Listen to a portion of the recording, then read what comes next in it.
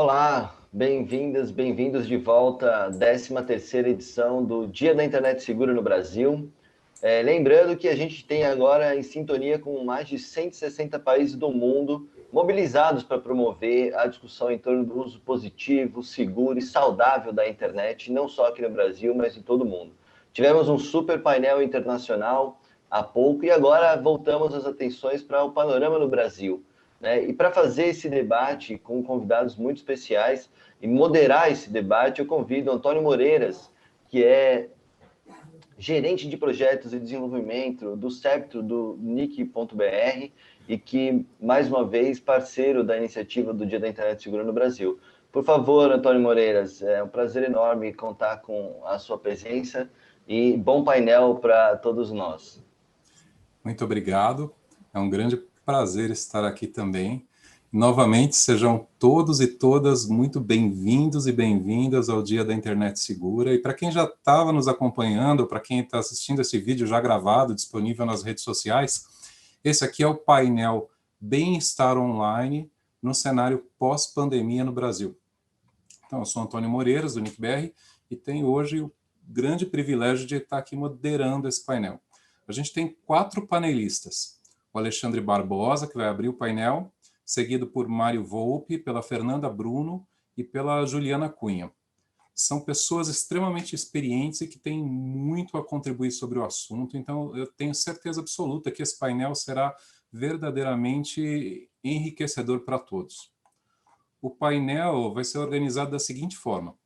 O Alexandre vai começar, vai ter um tempo de até 20 minutos para a apresentação inicial, seguida por apresentações de até 10 minutos de cada panelista.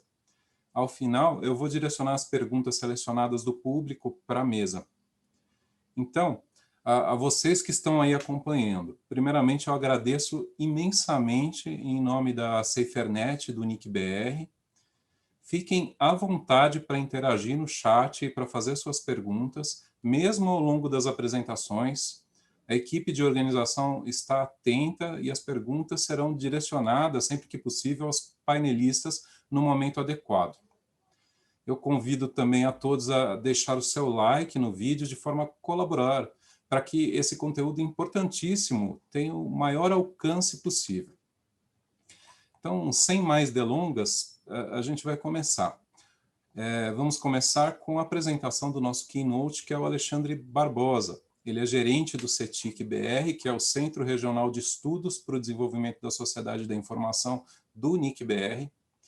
O currículo do Alexandre e de todos os panelistas presentes aqui hoje é bastante extenso, mas por conta do tempo limitado, eu vou apresentá-lo apenas dessa forma resumida aí que eu já fiz. Então, Alexandre, quando eu te passar a palavra, por favor, você fique à vontade para destacar algum ponto da sua formação, da sua experiência, que você achar relevante para esse painel. E esse comentário vale também para todos os demais panelistas. Cada um, quando tiver a palavra, se quiser destacar algo da sua formação, da sua experiência relevante para o painel, fique muito, muito à vontade. O Alexandre vai nos falar de toda a experiência do NIC.br, por meio do CETIC-BR, na produção de dados sobre o bem-estar e direitos das crianças e adolescentes online. E, recentemente, houve uma consulta pública do Comitê dos Direitos das Crianças da ONU para levantar informações. E tanto a SaferNet como o NIC.br foram os parceiros que conduziram isso aqui no Brasil. Eu acredito que o Alexandre também vai comentar isso. Então, Alexandre, por favor, dê início ao nosso painel, a palavra é sua. Muito obrigado, Moreira, por essa apresentação e bom dia a todos e a todas. É um prazer estar aqui nessa 13ª edição. A gente tem tido esse privilégio, né, de atuar com a SaferNet, não só neste evento, né, do Dia da Internet Segura, mas também na coleta e análise de dados relativos às questões ligadas aos direitos das crianças no ambiente online e também ao bem-estar. E a SaferNet, desde o início dos nossos projetos que envolvem o público infanto-juvenil, a SaferNet atua conosco em um dos nossos projetos principais, que é 2 particularmente, a Kids Online e a TIC Educação, em outros também, mas esses dois que têm um foco muito específico na questão da infância e adolescência. E hoje eu vou tratar, então, de falar da questão do bem-estar, de direitos no ambiente online para as crianças e adolescentes, buscando ilustrar com alguns dados. E o Moreira já falou da consulta pública, e no painel anterior a professora Amanda Thutt também mencionou o Brasil, né? Nós tivemos o privilégio de participar desta consulta pública e eu gostaria justamente de iniciar falando um pouquinho sobre essa experiência, né, que aconteceu no ano passado. Essa consulta pública que foi conduzida pelo Comitê dos Direitos da Criança das Nações Unidas e que foi na semana passada, justamente há uma semana atrás, no dia 4 de fevereiro, foi aprovado, né, os comentários que foram feitos, né, sobre os direitos das crianças em relação ao ambiente digital. Essa consulta pública foi conduzida em 27 países, em todo o mundo, com mais de 700 crianças, e no Brasil nós tivemos o privilégio, né, de falar com as crianças brasileiras, né, em oficinas que nós organizamos em conjunto com o SaferNet, e realizamos isso em Salvador e em São Paulo. Foram crianças de escolas públicas e privadas, tratando dessa percepção delas sobre o uso dos dispositivos digitais e a sua relação com este ambiente, né? E eu gostaria de iniciar dizendo, bom, o CETIC, eu acho que muitos de vocês já conhecem a nossa atuação na produção de dados, né, que são, sobretudo, voltados para a agenda e para o debate público nos mais diversos temas que envolvem a adoção e uso e o acesso a essas tecnologias. Nós conduzimos uma pesquisa cuja população-alvo são crianças e adolescentes, e eu gostaria de dizer o seguinte: esse marco metodológico, teórico-conceitual que nós seguimos, que está alinhado com o padrão do Unicef, do Global Kids Online e também da rede europeia chamada Kids Online, né, que foi inicialmente liderada pela London School of Economics, com a professora Sona Livingston. Ele adota esta análise de bem-estar e direitos das crianças a partir de uma visão em camadas, né? A partir do nível nacional, onde nós temos aí, então, questões que envolvem o ambiente, né, do uso da tecnologia, desde a inclusão digital, o acesso, a questão da oferta das tecnologias, a educação, né, como um elemento de políticas públicas nacionais, culturas, valores. Então, essa é uma camada muito importante para entender essa questão do bem-estar. Uma segunda camada é o nível social, que envolve aí todos os atores sociais que se relacionam com as crianças, como, por exemplo, a própria família, os educadores, os pares, né, as crianças, a comunidade, e toda a questão da ecologia digital, que tem todo esse construto, esse conceito, tem uma definição muito específica do que envolve essa ecologia digital, mas, claro, as redes, as plataformas, os dispositivos de acesso, né? E uma camada mais interna deste modelo que nós seguimos é exatamente o nível individual da criança. E é neste nível que nós vamos, então, tratar de como que a experiência online, a partir das suas atividades, ou seja, da prática online, das habilidades digitais que essas crianças desenvolvem neste uso, e também das oportunidades que são oferecidas por esses meios e os riscos também associados a eles, como que este conjunto, interagindo entre eles, vai promover, então, o bem-estar das crianças e adolescentes, né? E também como que nós tratamos a questão dos direitos dessas crianças no ambiente online. E, neste sentido, nós temos aí, então, 3 pesquisas que são muito importantes. A mais importante, que trata diretamente do assunto, é a Kids Online Brasil, mas também, justamente nesse nível social, onde nós temos a educação, e no nível nacional, as políticas educacionais, nós temos também a TIC Educação, e na questão do acesso ao domicílio e ao uso pelos indivíduos brasileiros e brasileiras, nós temos a TIC Domicílios. Então, eu vou trazer muito brevemente, nós não temos muito tempo, e também gostaria de dizer o seguinte: neste ambiente que estamos vivendo, da pandemia do Covid-19, o NIC-BR, por meio do CETIC, conduziu um projeto de pesquisa exclusivo para entender como que a pandemia está afetando o uso da internet e dos dispositivos digitais neste período da pandemia, por brasileiros e brasileiras. E eu vou trazer aqui alguns elementos que são muito importantes, que têm a ver com o bem-estar. Na terceira edição deste painel, que foram 3, né, nós temos exatamente a questão da educação. Eu vou ilustrar algumas questões que mostram os motivos pelos quais crianças e adolescentes não estão acompanhando as aulas, as atividades escolares, por quais são as barreiras. Então, eu vou também tratar desse assunto. Bom, um dos parâmetros importantes é entender como que as escolas estão preparadas para ofertar acesso a conteúdos digitais, às tecnologias digitais, e aqui é só para ilustrar mesmo, não vou entrar em detalhes. Nós temos um acordo com o Ministério da Educação para a medição da qualidade da banda larga nessas escolas brasileiras públicas. Nós sabemos que o acesso a conteúdos, sobretudo de streaming, de vídeos que demandam banda, precisa de acesso de qualidade. Então, hoje, através de um acordo de cooperação com o MEC, nós já estamos monitorando mais de 27 mil escolas em todo o Brasil, são esses pontinhos verdes no mapa do Brasil, o que corresponde a uma cobertura de aproximadamente 11,5 milhões de alunos nessas escolas, entendendo qual é a situação da qualidade da internet nessas escolas.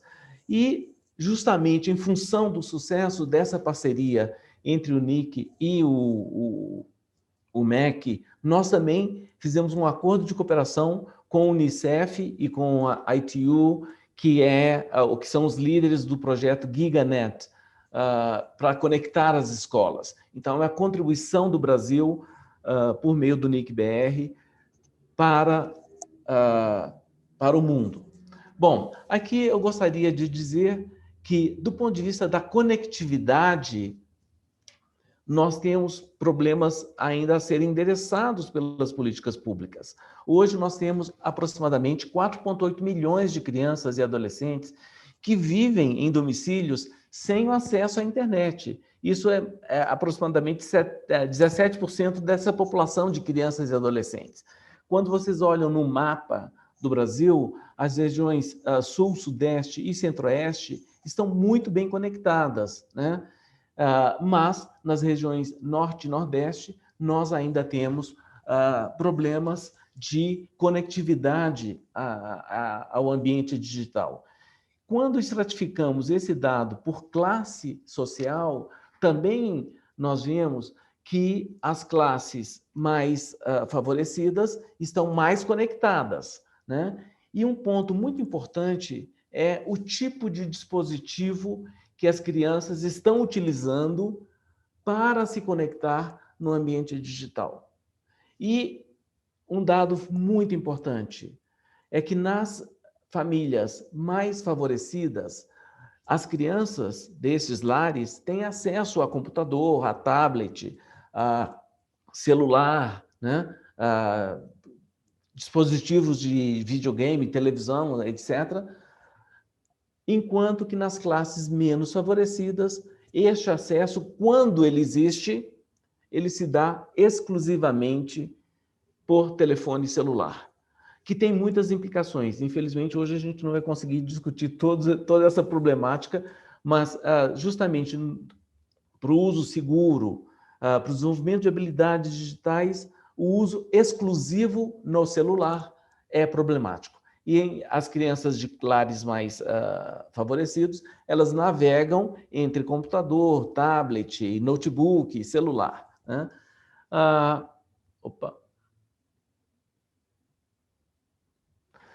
Um outro ponto importante, quando a gente olha a questão da educação, este slide nós estamos vendo crianças em idade escolar.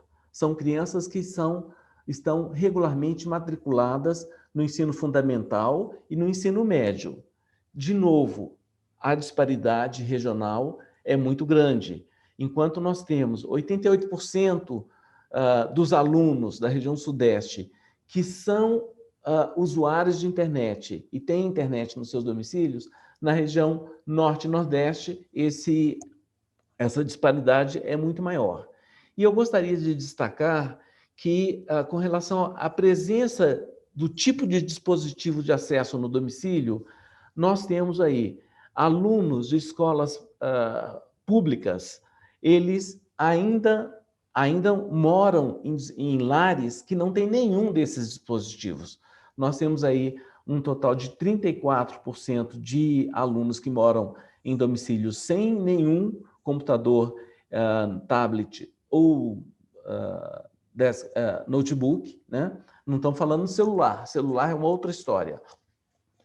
E enquanto alunos de escolas particulares, apenas 9% destes alunos vivem em domicílios que não têm computador, né? Tratando um pouco da questão do impacto do Covid. E aí eu gostaria de voltar um momento antes do Covid, ou seja, antes de março de 2020. Antes de março de 2020, nós tínhamos acabado de concluir a pesquisa TIC Educação, e nesta pesquisa, referente ao ano base de 2019, nós vimos que, enquanto as escolas privadas, 64% já tinham plataformas em ambiente de ensino virtual de aprendizagem, apenas 14% das escolas públicas tinham essas plataformas disponíveis. E, claro, sabemos que muitas escolas possuem perfis ou páginas em redes sociais que são mecanismos muito relevantes na comunicação entre a comunidade escolar, famílias, alunos e professores, mas não são suficientes para manter as atividades pedagógicas num ambiente de pandemia e fechamento das escolas. E nós temos agora, na pesquisa TIC-Covid, nós vimos que a desigualdade no acesso aos dispositivos digitais foi completamente exposta e a pesquisa demonstra isso. Por exemplo, crianças e adolescentes das classes D e E, né, 54% desses alunos, eles acompanham as aulas apenas pelo telefone celular. E muitas vezes um telefone celular que é do pai ou da mãe ou do irmão mais velho, né? E na parte de baixo, só para destacar que para aqueles alunos que conseguiram acompanhar as aulas pela internet, as principais barreiras ou problemas encontrados foram a qualidade da infraestrutura do acesso, né, a baixa interação com docentes, dificuldade de tirar dúvidas, etc. E um fato interessante, falta de estímulo para os estudos online. Esse para as crianças que tiveram acesso. E para aqueles que não tiveram acesso, quais foram os motivos para essa falta de acesso? E é muito surpreendente observar que crianças e adolescentes relataram que necessitam de ajudar com a renda familiar, buscar emprego, buscar uma forma de complementar a renda e também a necessidade de apoiar a realização de tarefas domésticas em casas e também cuidar de pai, mãe, irmãos e parentes. Então, isso é um ponto interessante, porque atinge justamente as crianças em lares menos favorecidos. Já caminhando para o final, eu só gostaria de falar um pouco sobre a questão das habilidades e que são muito afetadas pelo tipo de dispositivo que são usados. E aqui nós temos, por exemplo, habilidades informacionais. Fazer busca na internet, ou escolher uma palavra-chave para encontrar algo na internet.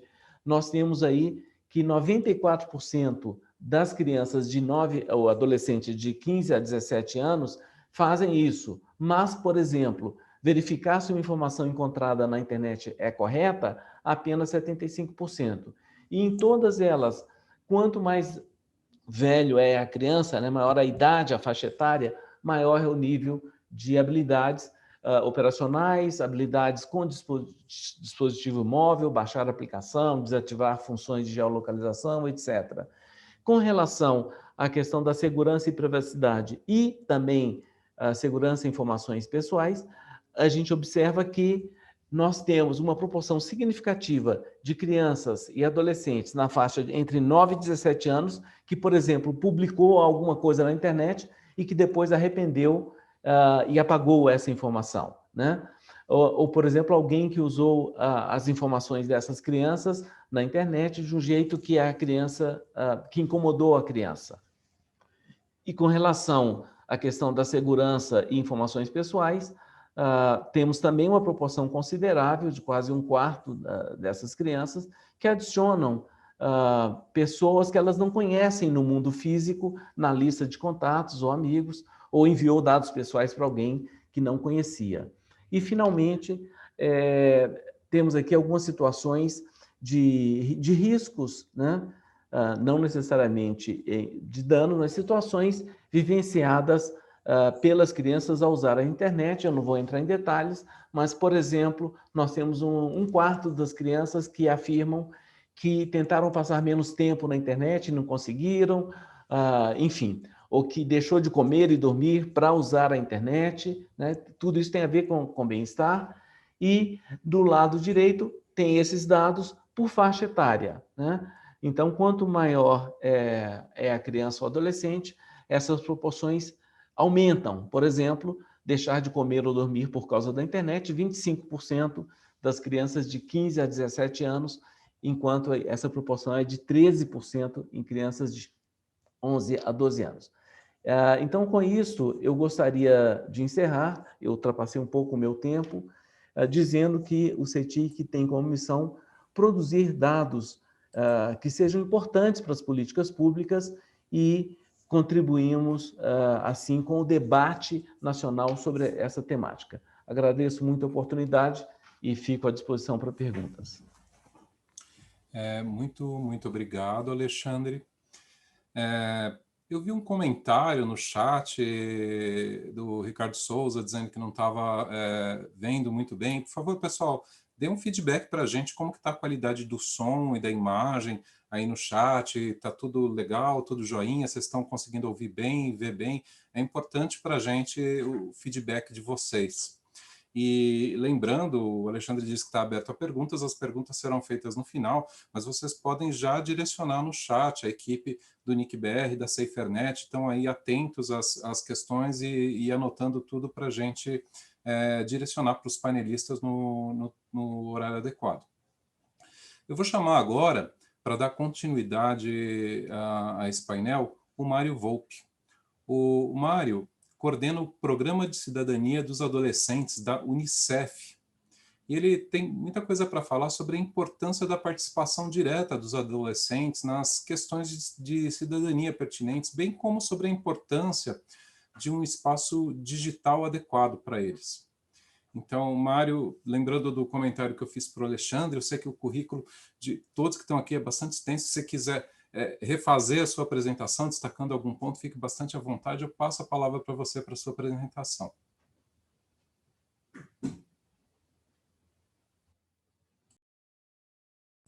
Olá, eu queria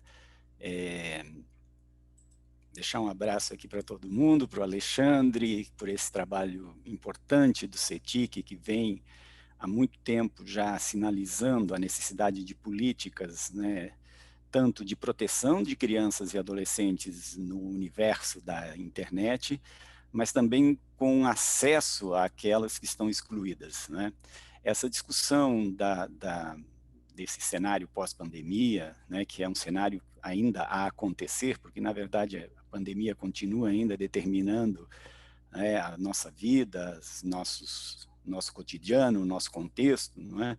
Mas dentro desse cenário, nesse curto tempo aqui, eu queria só trazer dois elementos assim que eu acho que o Alexandre já tocou aqui, mas para dar uma ênfase maior, que é um elemento mais subjetivo, individual, né, na vida de crianças e especialmente de adolescentes que nós acompanhamos, que é o elemento de sentimentos e de um vocabulário dos adolescentes que começou a ser marcado, né, por uma situação pessoal de tristeza, ansiedade e insegurança. Essas palavras passaram a fazer parte com muito mais força em função da pandemia, não é?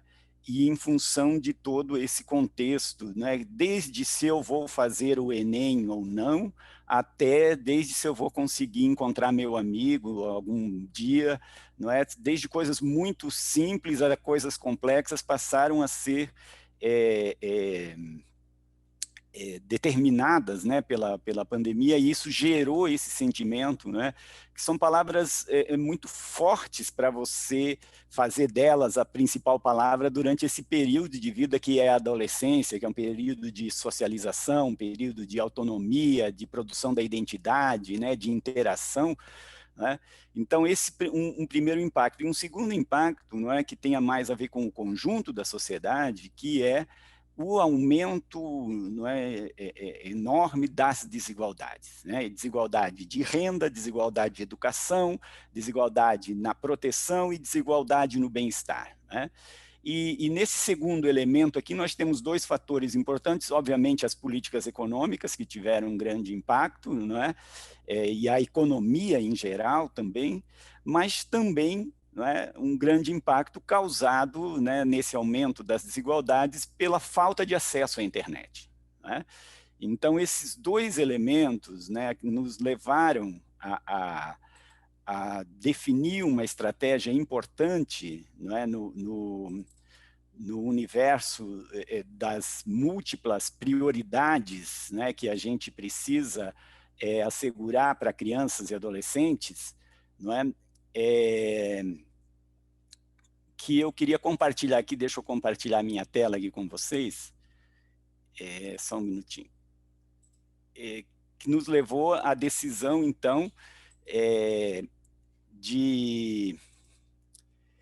agora sim, de focar nesses dois temas, né? Primeiro, em focar nesse tema de assegurar que crianças e adolescentes tenham um espaço, e nosso foco principal foi com os adolescentes, e hoje, né, às 19 horas, numa atividade no TikTok, tentando chegar mais próximo desse universo onde estão os adolescentes, né?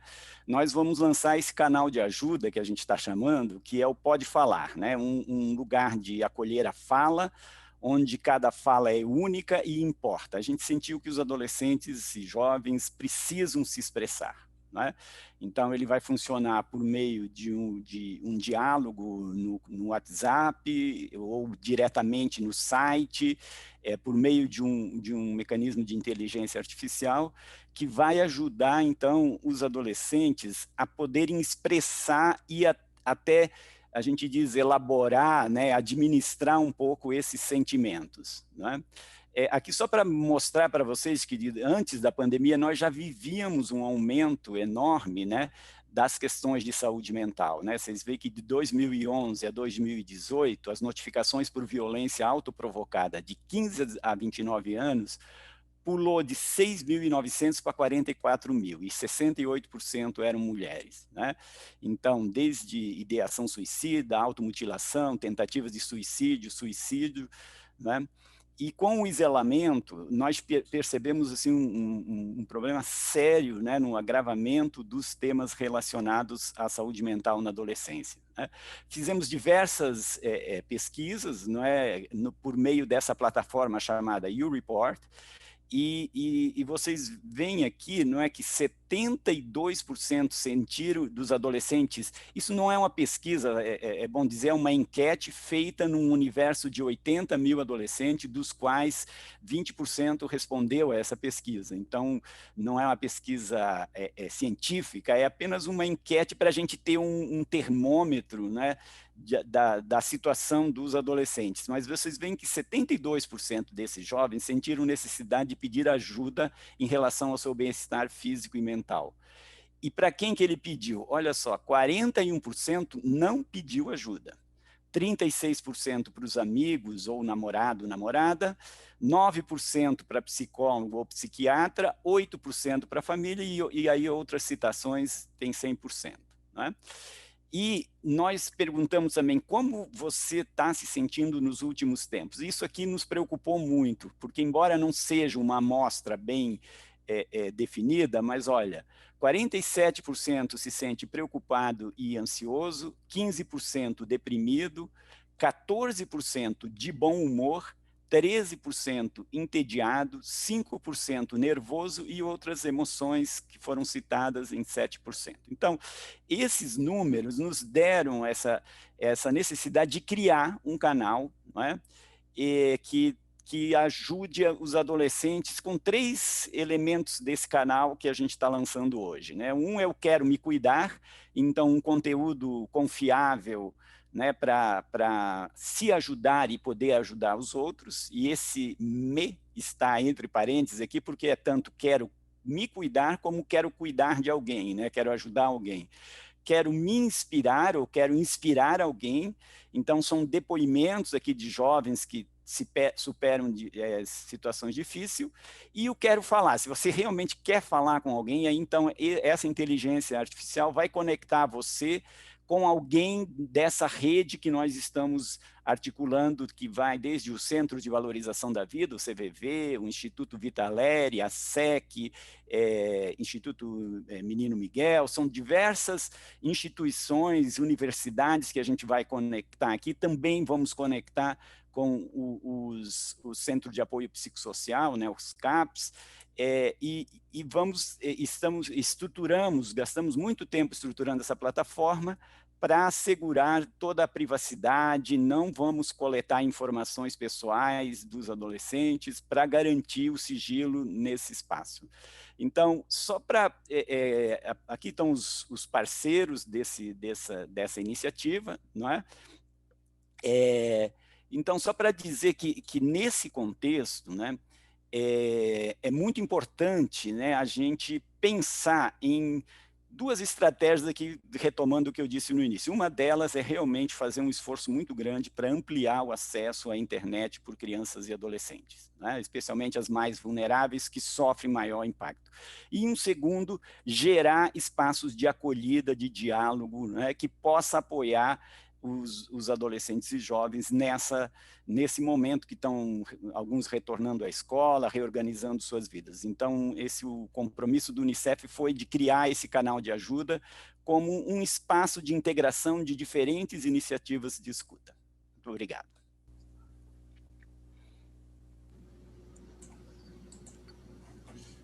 Muito obrigado, Mário. E eu vou chamar agora a Fernanda Bruno para dar continuidade ao painel. Lembrando a todos, aí a gente agradece a participação, tem muitos elogios no chat, mas a gente também conta com a participação de vocês para fazerem perguntas, né? Então, coloquem as suas dúvidas, os seus comentários, para que a gente possa, depois das apresentações, dirigi-los aos panelistas aí, dar continuidade ao debate. A Fernanda Bruno é professora da UFRJ e coordenadora do Media Lab. Ela tem feito um trabalho muito legal lá relacionado à comunicação no Media Lab e vai nos trazer informações muito interessantes aqui sobre como, durante a pandemia, os adolescentes procuraram fazer tudo por conta própria no tocante aos cuidados com seu próprio bem-estar psicológico, psíquico. Isso com a ajuda da internet e de muitos aplicativos. Então, Fernanda, a palavra é sua. Olá, boa tarde, né? Já estamos na parte da tarde. Boa tarde a todas e todos que estão assistindo. Quero saudar também minha companheira e os companheiros aqui de painel. A minha fala aqui para vocês vai ser sobre uma pesquisa que eu estou realizando com a equipe do Media Lab da UFRJ sobre aplicativos móveis voltados para a promoção de bem-estar psicológico e emocional. Essa pesquisa ela foi iniciada em 2019 e a gente analisou 10 aplicativos de autocuidado psicológico que são utilizados no Brasil. Um primeiro relatório, ainda parcial, com resultados iniciais dessa pesquisa, estão disponíveis, foram publicados no site do Media Lab e podem ser acessados por vocês. Eu vou compartilhar aqui a minha tela para que vocês possam ver a capa do relatório e acessar. Espera aí, só um minuto. Aqui. Então, essa pesquisa, né, ela... Vou destacar aqui alguns pontos, tá? Na segunda imagem, aqui vocês podem ver os 10 aplicativos que nós analisamos e o que esses aplicativos oferecem, né? Eles oferecem um espectro bastante amplo que vai de técnicas de meditação a técnicas de relaxamento, monitoramento de humor, exercício para melhoria de sono, controle de ansiedade e adicção, testes psicológicos, terapias guiadas, etc. Né? No mercado global, há mais de 10 mil aplicativos desse tipo hoje disponíveis e no início da pandemia, em março ainda de 2020, logo nas 2 primeiras semanas, quer dizer, na verdade, nas 2 últimas semanas de março, um levantamento do mercado global de dados mostrou que teve um aumento de cerca de 200% no download de aplicativos que estavam categorizados nessa faixa, né, que nas lojas de aplicativos se chama de saúde e fitness, né? Na nossa pesquisa, a gente percebeu, assim, de imediato, que esses aplicativos, por um lado, facilitam enormemente o acesso a uma série de informações, dados e técnicas que são potencialmente benéficas para a saúde psíquica, emocional e física, mas, por outro lado, eles também ampliam enormemente a coleta de dados que são extremamente sensíveis num contexto que é muito desregulado e é muito opaco, né? Informações psicológicas e emocionais são, como vocês sabem, extremamente valiosas para uma economia de dados e de predição comportamental que alimenta hoje, né, um modelo de negócio das grandes plataformas e desses aplicativos também. Esses dados, né, eles também são muito valiosos para pesquisas na área de saúde mental. Entretanto, os trajetos, os destinos e os usos que esses dados têm, né, são ainda bastante obscuros, né? E pouca supervisão também tem sobre a validade e a eficácia clínica desses aplicativos, sua adequação a códigos de ética, confiabilidade científica, potenciais malefícios e mecanismos de responsabilização ou reparação caso o usuário se sinta prejudicado, etc. Né?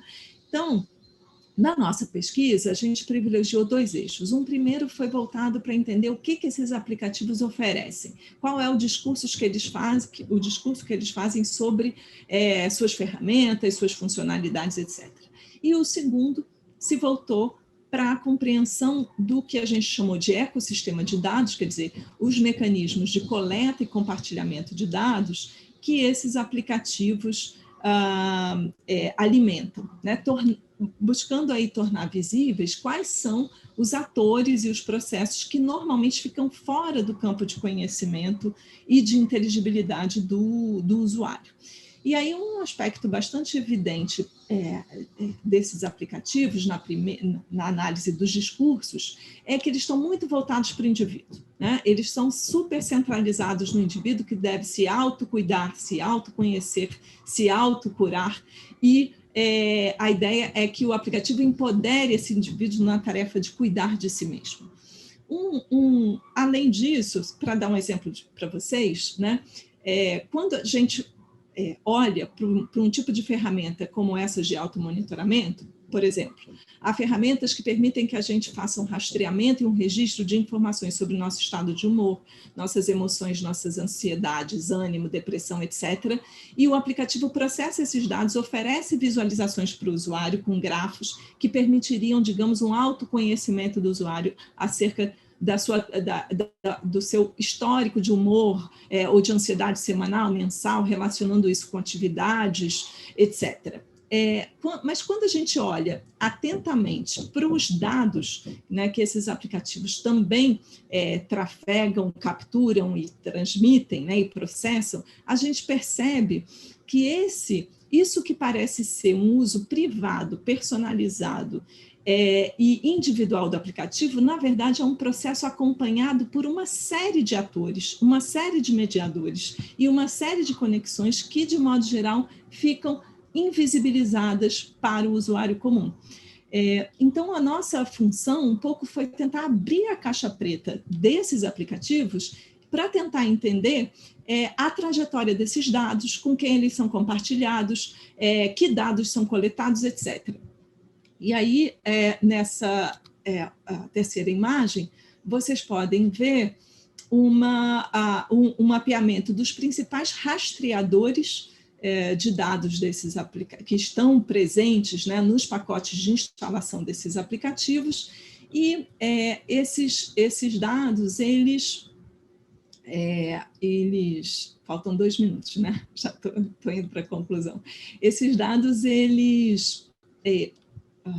esses rastreadores, desculpa, eles coletam informação sobre o modo como os usuários utilizam, né, esses aplicativos e comercializam, né, de forma anonimizada, na maioria das vezes, né, na verdade, segundo o que a gente pôde investigar todas as vezes, essas informações. Mas o que a gente pôde perceber é que esses rastreadores, eles produzem uma série de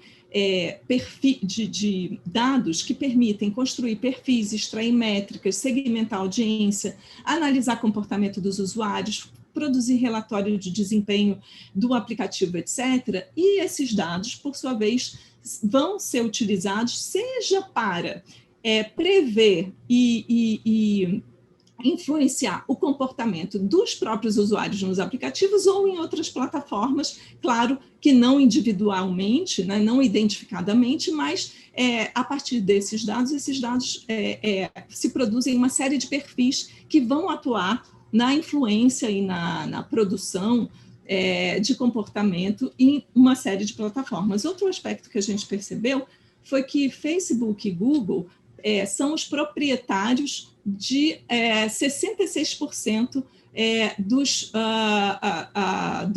rastreadores que estão presentes nesses aplicativos, mostrando, mais uma vez, uma certa concentração de dados num número muito restrito de plataformas que têm uma agenda muito específica, né?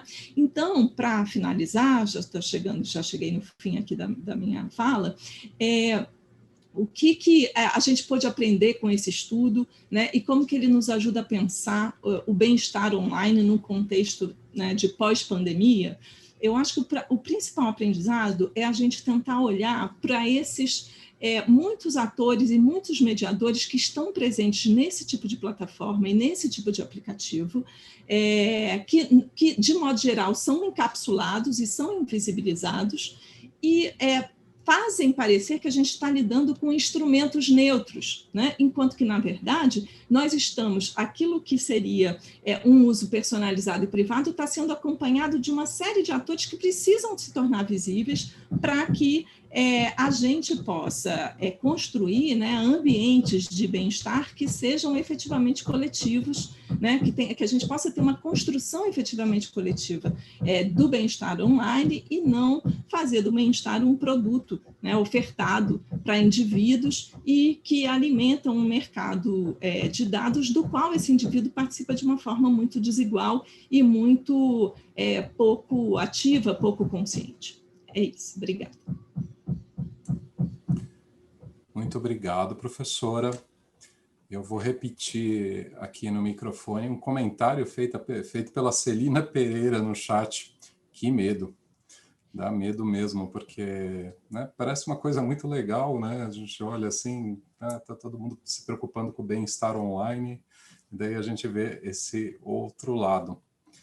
Pessoal também perguntou, já foi respondido no chat, mas só destacando, depois desse painel, a gente vai ter uma pausa para o almoço e a gente vai retornar às 14h30. Então, a gente está com um público fiel aí, que está resistindo ao almoço. Talvez alguns estejam experimentando o jejum intermitente pela primeira vez na vida, mas está valendo a pena, não está? O painel, como eu disse no início, os especialistas são sensacionais e são muitas informações interessantes. E eu vou chamar aqui a nossa última especialista aqui desse painel, não por isso menos importante, é a Juliana Cunha, que é diretora de projetos especiais da SaferNet. A Juliana é responsável pelo Helpline, que é um serviço nacional que oferece orientação online sobre o uso seguro da internet. Uso seguro da internet, escutando que adolescentes pensam sobre privacidade, nudes, cyberbullying e outras questões relacionadas aos direitos humanos, ao bem-estar deles próprios e ao uso que eles fazem no dia a dia da internet. Então, a Juliana está numa posição bem única para trazer dados relevantes sobre a situação de bem-estar online, principalmente tendo em conta, observando aí a mudança da demanda e na procura e uso aí da Helpline nesses últimos meses. Então, Juliana, a palavra é sua e continue incentivando todo mundo a fazer as perguntas online, que depois da Juliana é a vez das perguntas para os panelistas. Juliana, por favor. Obrigada, Moreiras, e boa tarde todas e todos. Fico feliz de estar aqui nesse encontro, mais uma vez, na edição do Dia da Internet Segura e todo online, né? Diferente dos anos anteriores, mas acompanhando desde o início e achando incrível poder reunir pessoas, enfim, de lugares dos mais distantes, né, do outro lado do continente. Então, muito feliz de estar aqui nesse painel com pessoas que eu acompanho o trabalho e admiro. Eu vou passar rapidamente para a minha apresentação, porque eu sei que o tempo é escasso se vocês não estiverem visualizando ou tiver algum problema, me avisem, tá? Opa, peraí que eu... Vamos lá. Para quem não conhece a SaferNet, nós somos uma organização não governamental que promove direitos humanos e defende direitos humanos na internet há pelo menos 15 anos. Nós completamos 15 anos ano passado, no final do ano passado. E o trabalho da SaferNet envolve 3 eixos de atuação. O primeiro deles é o de responsabilização. Então, nós operamos uma Central Nacional de Denúncias de Crimes e Violações contra Direitos Humanos, em cooperação com as autoridades, e esse é um trabalho que, por exemplo, o Tiago já trouxe alguns dos indicadores, né, das denúncias que a gente recebe na SaferNet e do crescimento. As denúncias explodiram nesse período da pandemia, então denúncias como racismo, LGBTfobia, neonazismo, violência contra a mulher e tantos outros crimes que violam a dignidade humana.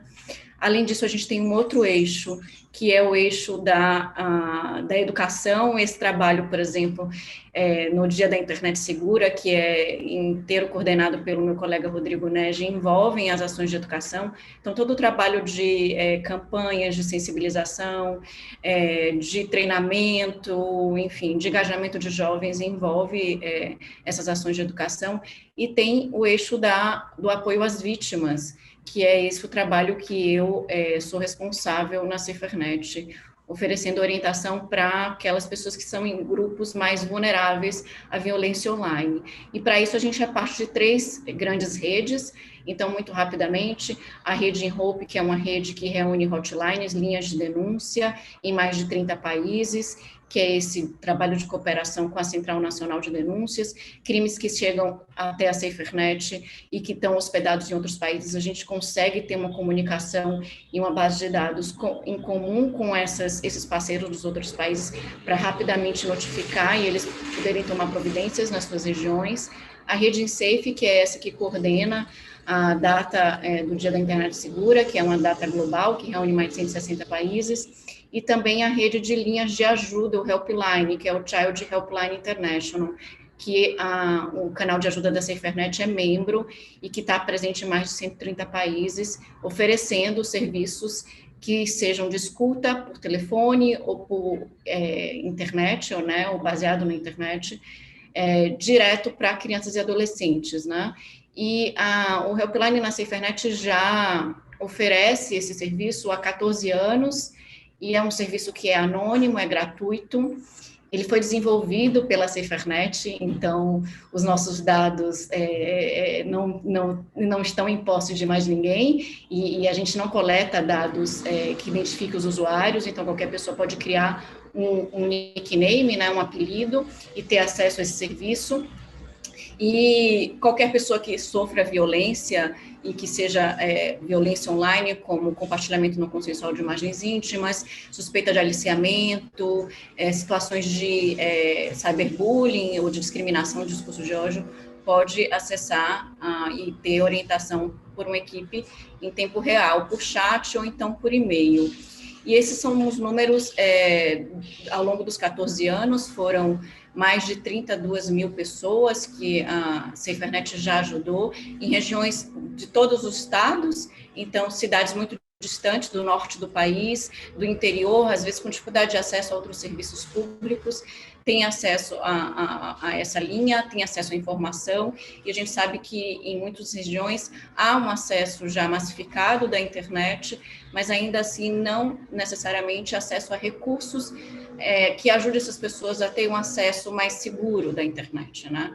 E aí eu queria trazer um dado que é inédito, que foi divulgado hoje, que pela primeira vez o tema da saúde mental e do bem-estar ocupou o primeiro do ranking da SaferNet. Então, geralmente a gente disputa esse ranking com situações de compartilhamento não consensual de imagens íntimas, cyberbullying e dados pessoais, mas saúde mental, por razões óbvias, nós estamos em pandemia, crianças e adolescentes buscaram o serviço da SaferNet para falar sobre sofrimento emocional. Quem quiser ter acesso a esse material, acessa esse link que está aí na página.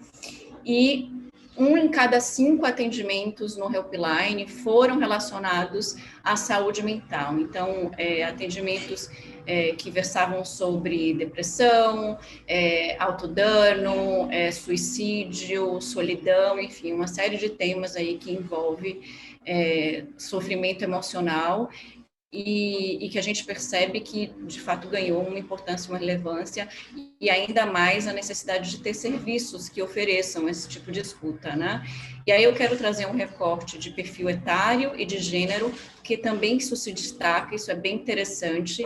Então, 94% dos pedidos eram de pessoas de até 24 anos, sendo que 64,5% eram de adolescentes até 17 anos, crianças e adolescentes até 17 anos.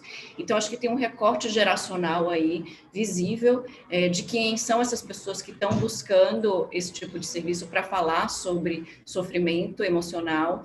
Essa geração que a gente conhece como geração Z, essa geração que cresceu hiperconectada, que está ainda mais hiperconectada em razão da pandemia e que certamente traz especificidades, particularidades dessa experiência de sofrimento, e é isso que a gente pôde ouvir muito no Helpline. Além disso, há um recorte de gênero que talvez, enfim, seja mais em razão do fato da gente ter uma barreira cultural que faz com que homens falem menos sobre suas emoções e busquem menos ajuda, mais do que as mulheres, mas de todo modo 78% dos casos foram de mulheres, mas a gente também tem que considerar que no contexto da pandemia as mulheres são as mais atingidas, e a nossa convidada, a Rajana, na Índia falou disso também, né, do quanto a pandemia impactou essa população, né, e colocou ela em situação de maior sofrimento e sobrecarga emocional também.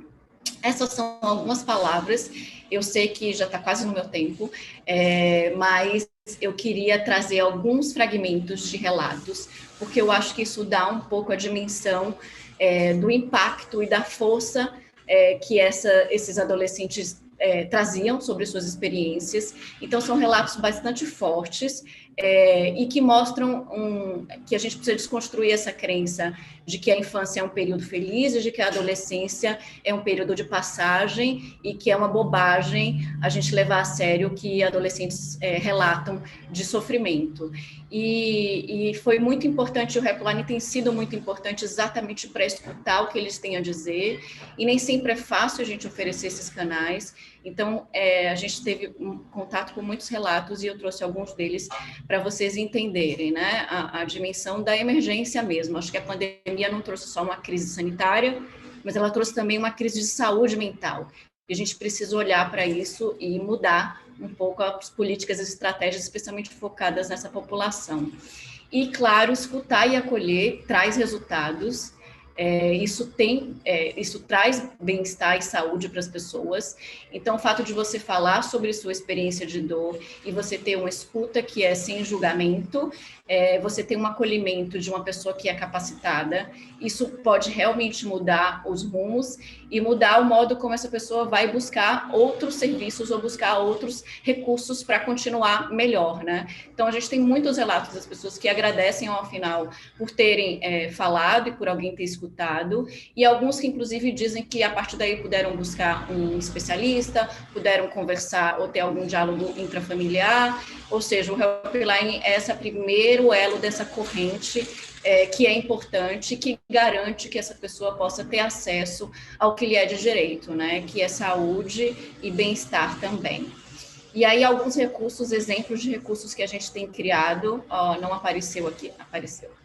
A gente criou um perfil no TikTok para publicar conteúdos educativos dentro da linguagem da plataforma, que é para adolescentes, e são mais conteúdos de vídeo curto e mais criativos e com algum humor.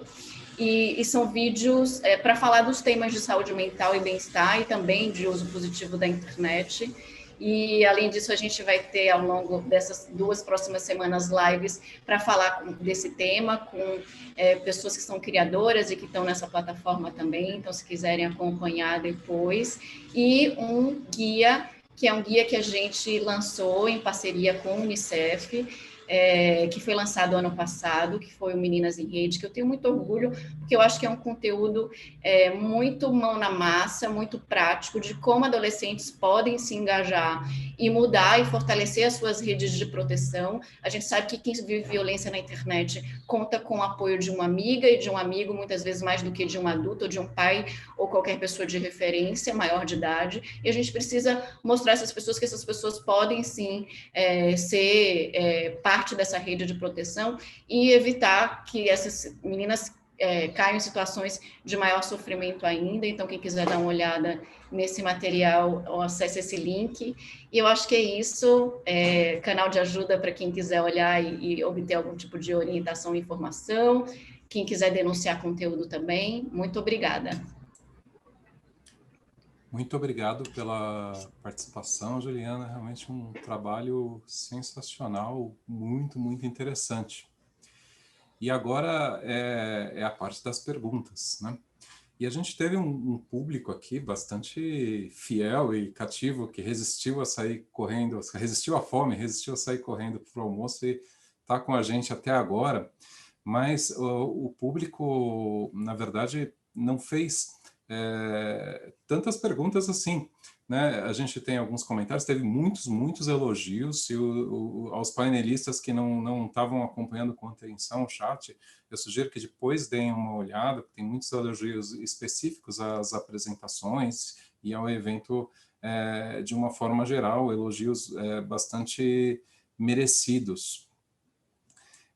Mas tem pelo menos 2 comentários no chat aqui que eu gostaria de ler. Um deles é da Silvia Maria da Cruz Fonseca. Ela diz que os dados seriam importantes que eles constassem nos projetos político-pedagógicos das escolas e, a partir deles, se pensassem em ações educativas articuladas com todas as áreas de conhecimento. Temos também uma pergunta que acabou de chegar aqui, eu já estava me preparando para fazer quase uma pergunta final aqui para os panelistas, mas eu vou fazer assim, como a gente está adiantado já no tempo, né, foi lido esse comentário da Silvia, eu vou ler a próxima pergunta e vou propor uma pergunta final, de forma que vou passar a palavra para cada panelista para fazer as considerações já sobre essas intervenções aí do nosso público e as suas considerações finais para o encerramento do painel. Então, a gente tem um comentário sobre a importância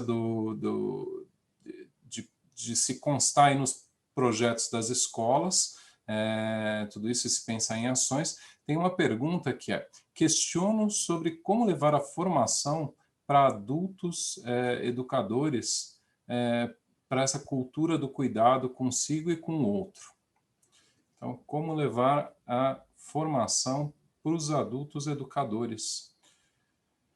E se não temos mais perguntas aqui no chat, 5, 4, 3, 2, 1 aqui, acho que não temos mais nada. Eu vou fazer uma pergunta também direcionada a todos.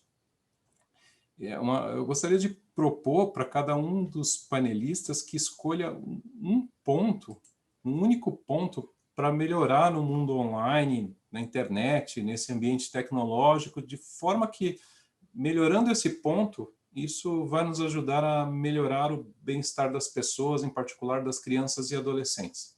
Colocando de outra forma, se você tivesse o poder de consertar ou melhorar uma só coisa na internet, colocar alguma coisa como prioridade, tendo em conta principalmente o bem-estar das crianças e adolescentes, o que seria? Qual seria esse ponto? Aí, em seguida, pode fazer já suas considerações sobre os comentários que foram feitos online e suas considerações finais para o encerramento desse painel. E eu vou chamar cada panelista na ordem das apresentações. O primeiro é o Alexandre. Alexandre. Muito obrigado, Moreiras, e obrigado também àqueles que fizeram as perguntas. Interessante observar que as duas primeiras, pelo menos, têm a ver com a educação, né? E como eu falei, naquele modelo teórico-conceitual, a camada, né, social, ali nós temos educadores, os pais, né, os mediadores, que são mediadores também. E com relação à questão do projeto político-pedagógico das escolas, é fundamental. O NIC tem feito um trabalho muito importante de uso seguro da internet, né, por meio de programas de capacitação para professores. E isso é uma forma de ajudar que este ator do sistema educacional, que é o professor, ator tão relevante, ele possa influenciar no projeto político-pedagógico das escolas, né? Com relação à formação de adultos e educadores, é na mesma linha. Eu acho que é importante prover dados e estimular esse debate nacional para que os educadores, pais educadores, que são mediadores neste uso da tecnologia junto aos seus filhos, seus alunos, possam também ter elementos e informações suficientes, né? A Juliana trouxe tantos dados interessantes e tão pertinentes, né, para um debate sobre o uso seguro da internet. O Unicef também tem um trabalho fundamental nesse aumento da consciência da população, de educadores e pais, e também de gestores públicos. E com relação à sua pergunta provocadora, Moreira, selecionar um ponto único é algo complexo. Eu estava aqui muito rapidamente pensando que ponto seria este. Eu penso que o uso consciente, né? Quer dizer, o mundo passa por um momento complexo em diversas dimensões, né? Não é só a pandemia, né? O ambiente político, enfim, é complexo em muitas partes do mundo, e eu acho que saber analisar as informações de forma crítica e consciente é a chave para tudo que nós temos em termos de desafios, né? Então, esse uso consciente da internet é fundamental para que nós, enquanto usuários, ou pais ou educadores, possamos promover e dar um exemplo como que se deve tratar tudo aquilo que nós vivemos no ambiente digital, que no fundo é um espelho do mundo real, físico, né? De forma que esse uso consciente, né, talvez é o que a gente mais precise hoje, sermos cidadãos conscientes dos nossos deveres e obrigações, né, e direitos. Obrigado, Moreiras, pela oportunidade. Perfeito, muito obrigado, Alexandre. Mário, por favor.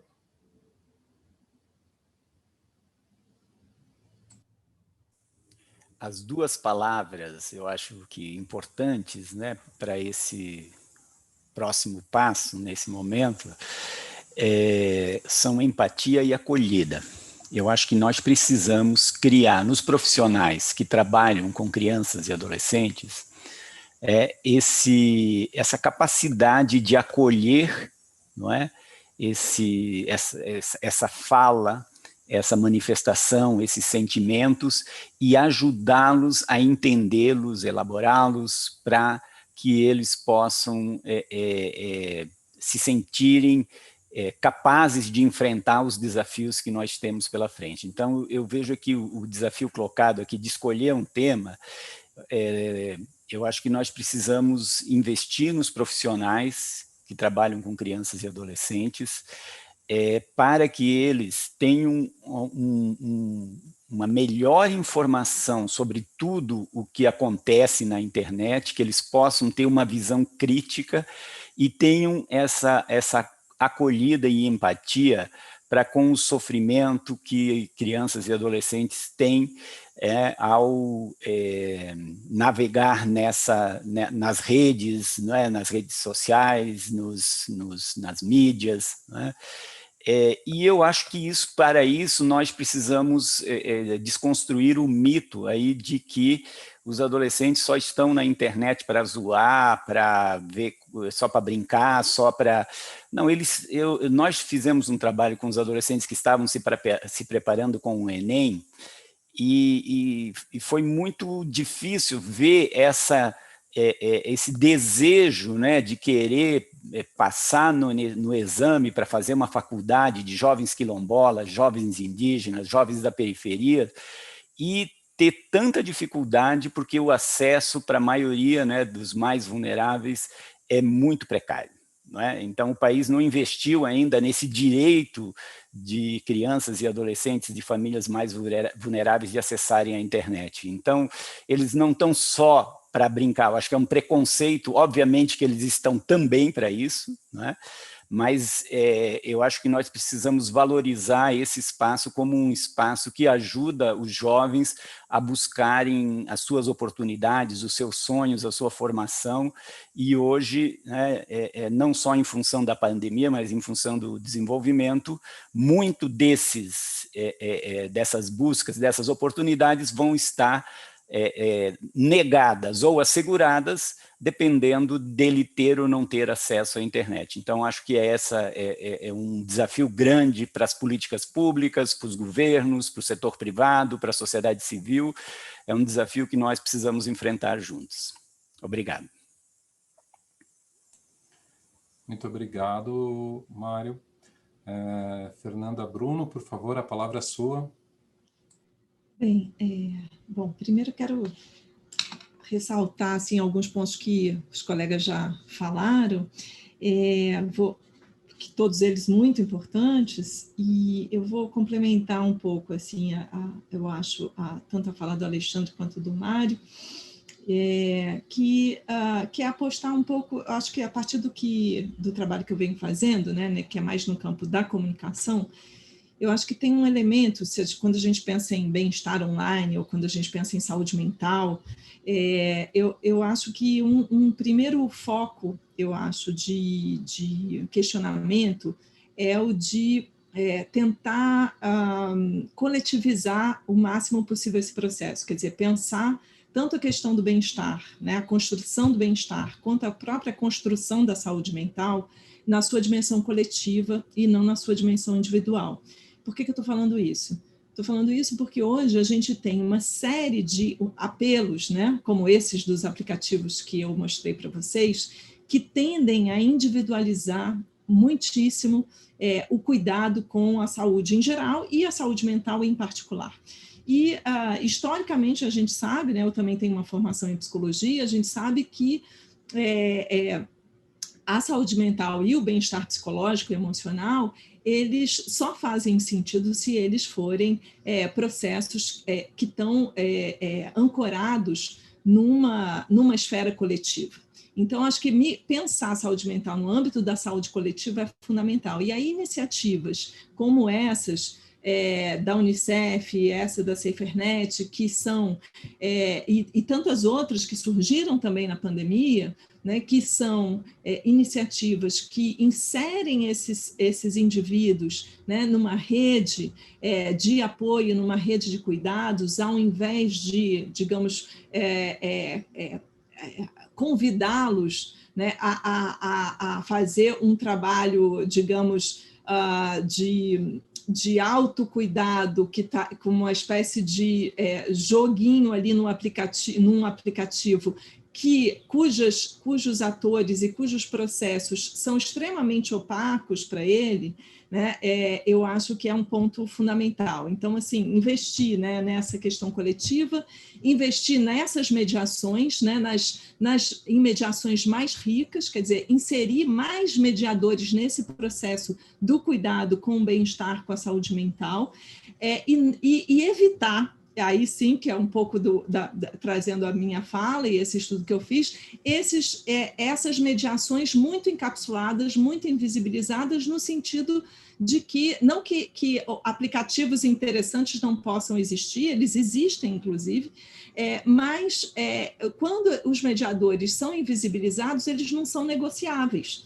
né? Eles não são auditáveis, eles não estão ao alcance, digamos, do questionamento e da participação e da negociação, que é tão fundamental quando um tema é esse de como bem-estar e saúde mental.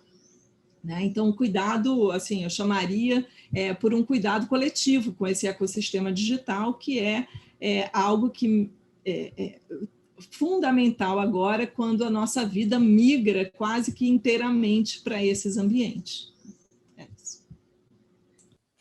Muito obrigado. E agora a Juliana Cunha, por favor, a palavra é sua. Meus neurônios se agitaram depois dessa sua pergunta, Moreiras, porque eu pensei muitas coisas e eu me dei conta de que tudo que eu pensei são coisas não na internet, mas que a gente precisa fazer fora dela. E se eu pudesse resumir, e eu acho que isso tem bem a ver com o nosso tempo, eu diria que a gente precisa investir e valorizar a economia do cuidado. Eu acho que a pandemia nos deu esse recado aí, só não houve quem não quer. A gente precisa investir nesses profissionais que estão dedicados a cuidar do outro, educadores, profissionais de saúde, assistentes sociais, enfim. A gente também precisa investir nesses adultos que estão ocupados em cuidar das crianças, e aí eu falo especialmente das mulheres, porque ainda é delas esse papel, fundamentalmente. E a gente precisa valorizar esse ato, né? E envolver, de fato, na economia global, a economia do cuidado. Então, eu acho que esse tema da saúde mental, ele nos traz esse apelo, né? Como é que o que a gente tem feito enquanto poder público, enquanto atores que são tomadores de decisão, para melhorar e investir e tornar a economia do cuidado, né, uma cifra importante no nosso PIB, digamos assim. Então, a gente precisa fazer isso, acho que eu diria isso. Aí sim, eu acho que a gente vai ter, de repente, uma outra realidade quando a conversa for sobre bem-estar na internet. Muito bom, muito obrigado. E eu quero ir agora para os agradecimentos finais para a gente poder encerrar o painel. Em primeiro lugar, eu quero agradecer ao pessoal que acompanhou, ao nosso público aí, que foi bastante fiel e participativo, apesar de não ter feito muitas perguntas, fizeram muitos comentários, elogios, e teve bastante participação no chat, e dá para perceber que tem muitos educadores, professores, pessoal da sociedade civil, de ONGs, e muita gente do público aí, eu acredito que sejam replicadores. Eu tenho plena certeza de que muitas ideias, muitas as sementes de conhecimento que foram plantadas aqui nesse painel, no evento como um todo, ainda vão render muitos frutos aí que esse pessoal, porque esse pessoal vai levar isso à frente. Quero agradecer à organização, à equipe técnica, aos patrocinadores, apoiadores, e de forma especial agradecer aos painelistas, o Alexandre Barbosa, o Mário Volpe, a Fernanda Bruno e a Juliana Cunha. E lembro a todos que o evento agora vai ter uma pausa para o almoço, e a gente vai retornar às 14h30, justamente com um painel que fala sobre educação, que é o painel Cidadania Digital nas novas rotinas de ensino híbrido. Então, pontualmente, às 14h30. Novamente, agradeço a todos, foi uma honra mediar esse painel, e damos agora por encerrada a parte da manhã do evento e esse painel. Muito obrigado.